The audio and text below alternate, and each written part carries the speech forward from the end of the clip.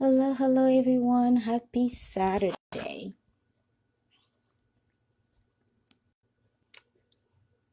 This is Shua Allegra, founder of Grace and Hope Consulting. I'm a author, speaker, mental health and disability consultant for those of you who are new to me. Um, I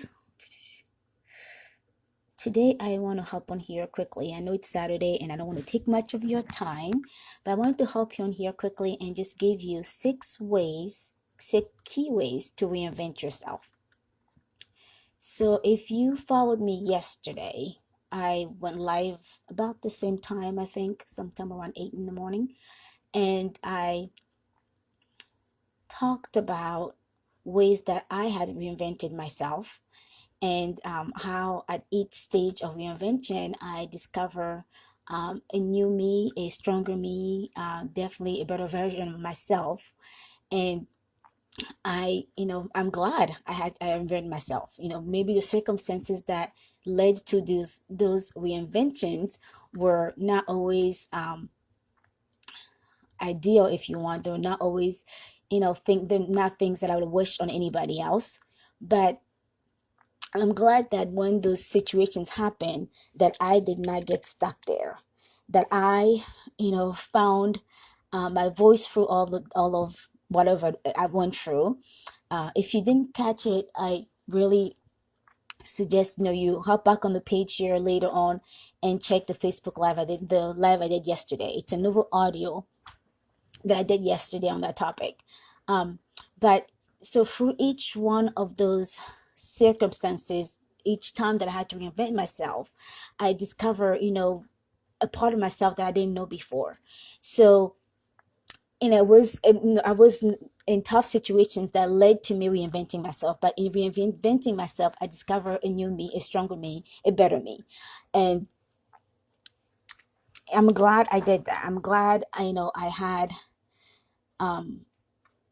the tools, in each reinvention. I had the tools to reinvent myself, and all of the things that I do today would have not happened if I had not reinvented myself. I even explained how I started Grace and Hope Consulting about 3 years ago now. Oh my goodness, yes.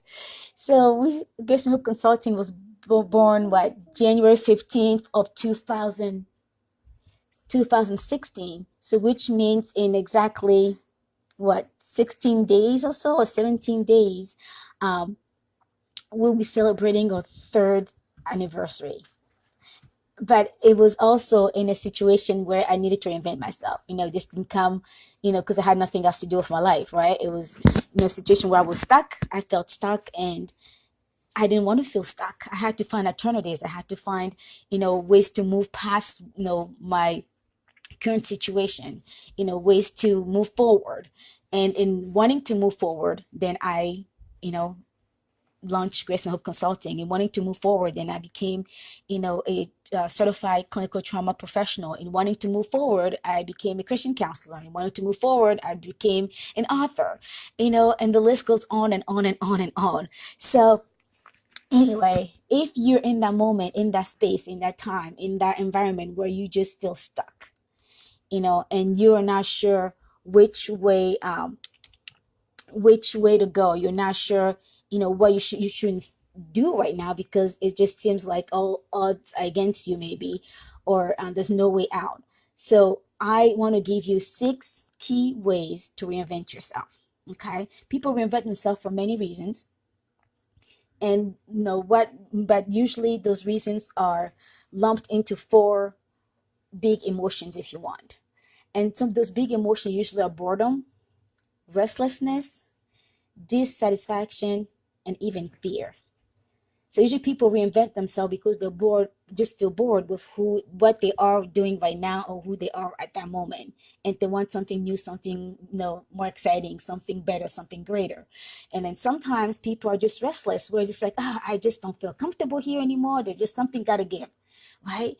And then usually, it's in all of those things, usually dissatisfaction is what, gets us moving, wanting for a change, wanting to reinvent ourselves, wanting to, to forge a new you, if you want, because if you're not happy And I usually talk about this in person-centered thinking training, that you have to have some kind of discontent in order to see change, because nobody changes what they're comfortable with, what they're happy with, right? So if you're happy with something, why will you change it? There's no need to do that, right? So you have to be discontented somehow. You have to have some kind of discontent in order for you to make a change. And that goes for all of us. Just think about, the things in your life that you had to change. Maybe you moved to a new place. Maybe you started a new job. Maybe you changed banks. Maybe you opt out of a Facebook group, or you start a new Facebook group. Maybe you go into a partnership with somebody. Maybe you start a new church. Just think about all the times that you made a change in your life. I guarantee you that, each time you had to be, you have to have some kind of discontent. You have to be dissatisfied about something in order to, to make a change, right? So I want you to just that to sit in with you for a little bit. So if 2018 was not what you wanted to be, or maybe, like me, 2018 was great. It was an awesome year. But there's still things that I want to change next year. There's still things that I want to improve, things that I want to do better, things that even for Grace and Hope Consulting, things that I want to see improved and changed. So I am challenging myself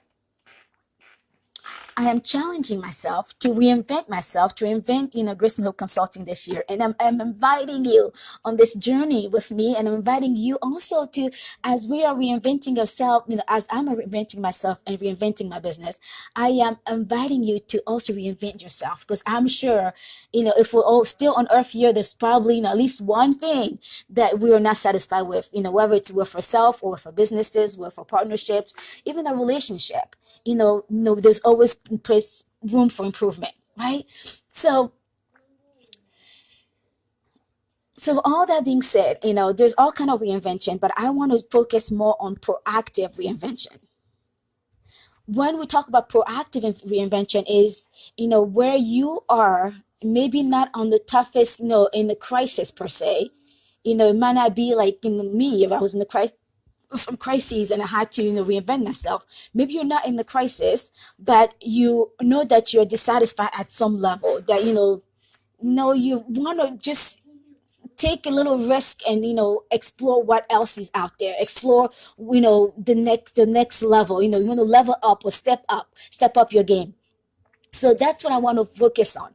Where proactive reinvention has its advantage because there's no sense of urgency, maybe, right? So, like some of the reinvention that I'm doing this year for Grace of Consulting, we're great, we're doing good where we are, but we want to serve more and do more. So there's no, maybe there's no sense of urgency because it's not like, oh, we have to do it. We're in a crisis right now. We have to make a drastic change immediately. We don't, right? But in the same time, we know that we can do better in certain areas. We can serve more. So then we are, progressively, like, gently and carefully reinventing, reinventing ourselves so that we can do more and serve more, right? So now I'll give you those 6 ways that I just mentioned, that I said I was going to mention. So first of all, you want to ask yourself, what do I need in my life right now? What do I want? What's missing? I'll say that again. So, number one, ask yourself, what do I need right now in my life? What do I want? What's missing? To answer this question, you must dig deep and deep and deep, right? And it's not just a quick process that you just like, oh, check the box and you're done with this. Because you might have to, you answer this question today and go back to it tomorrow and go back to it the day after tomorrow. And maybe the week later, a month later, and find more things that you think that you need and you want and things that might be missing. Because remember, again, if you're not dissatisfied with something, you probably will not change it. So sometimes a way of figuring out what are those things that you need or things are missing is starting with the list of things that you're dissatisfied with. Then those are the things you want to change, and then deciding how do you want to change that. Okay, so that was number one.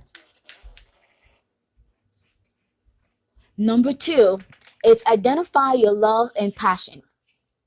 What do you value? What gets your engine running? If you could make a living at a hobby, what will it be? Get a handle on what you really enjoy, what you love to do, and how how it feels to do those things and be those things. Who you love to be around, friends and families. Start getting a handle on that. Because when you surround yourselves with things and people that you love and you're passionate about, you most likely will be performing at your highest level. Most likely will be being your true authentic self and the best version of yourself, because you are surrounded with the things and people that you love. Okay, so whether it's in business, in relationship, at work, at home, how can you recreate your environment in order to include more of the things that you're passionate about, right? So maybe some questions to ask yourself regarding this this passion is, how can I make my passion a way of life? How can my passion help me stay financially sound? I know, some of us have a lot of things that we're passionate about, and then it's like, well, I still need to make a living, and it can be hard to kind of find that, find that balance. But even if you start including or introducing things that you're passionate about at a small doses, just a small dose at a time, so that you then start creating the life that you want and start having more peace and joy in your life, it makes a difference, right? You got to start somewhere. And maybe, like some of us, then, hopefully down the road, your passion start, being in the creative, the start, bringing more some income for it. You never know, right? And some of us, it's even ideal when you can do your work becomes your passion. That's just the greatest, feeling ever. But even if, you're not there yet, how can you introduce some of your, the things and the people that you're passionate about into your daily life?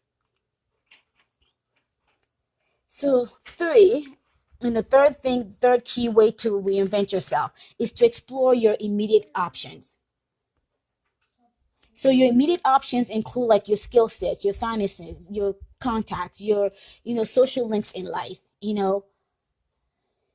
All the things that you already have right now. There's things that are already going on for you right now. Are all like this. They are all assets for your reinvention.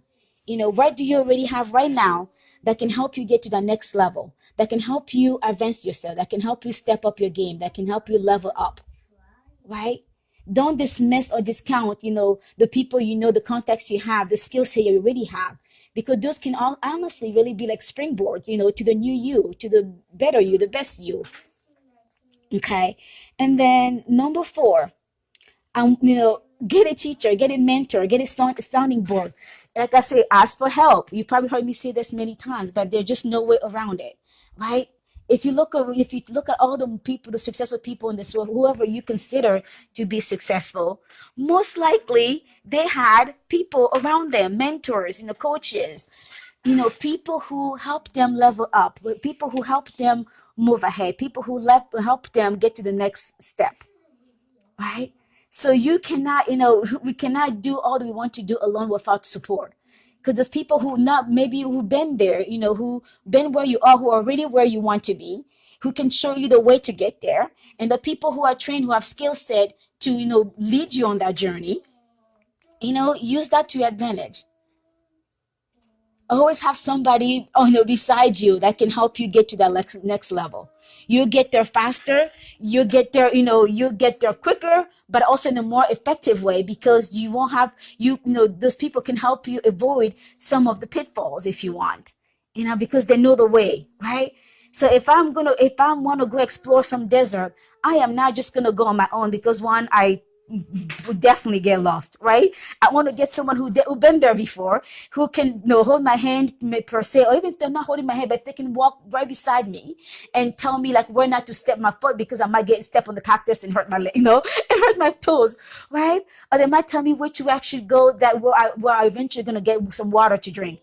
You see what I mean? So you want to talk with people, you want to partner with people who been there. So recruit help, and doesn't always have to be paid help. Look already in your contacts, like we say, don't dismiss what all the assets you already have. Who do you already have in your courtyard, if you want, in the list of contacts, who is doing what you want to do, who is living the life that you want to live? Connect with those people and reach out to them and see if they can mentor you. Some of us, who get to the other way, we love to give back, and you'll find that, more a lot of people who you might consider mentors, or what you want to consider as mentor, will probably say yes, because if because we realize that we get to where we are because of the help that we got, and it's a way of giving back to helping others also on that journey. Okay. And then number five here, consider the unknown. Yes, the unknown is scary. And like I mentioned before, fear is one of those things that sometimes, move us to reinvent ourselves. But so fear can also be one of those things that keep us from, reinventing ourselves. So usually we're afraid of the unknown. What's going to happen out there? What's going to happen if I do this? I want to live this life. I want to make these changes. I want to, change what X, Y, and Z. But what will happen? All the what ifs, sometimes keep us paralyzed, and then we can't move forward. And so be very mindful of that, and take the time that you need to process those what ifs if you need to. Sometimes I tell people, think about the worst case scenario, and you'll be like, oh, I don't want to. But if you get there in your, if you're already, thinking so much about the what ifs, you might as well get to the worst case scenario and then be proactive about it. So what are the things that you are most afraid of that would happen if you make this change? Then when you figure that thing that what whatever that thing is, then start thinking, looking about strategies and ways that you can counteract that. How will you address that if it happened? Just doing that exercise helps you feel more confident that that you can handle whatever it's coming, because now you feel more in control. You have tools in your arsenal. You have strategies set in place to address that what if, to address that the worst case scenario. Then it won't feel as scary anymore, because you're prepared, right? And sometimes when we're afraid about what will people think, what will people do. Honestly, I have to do another recording just on that.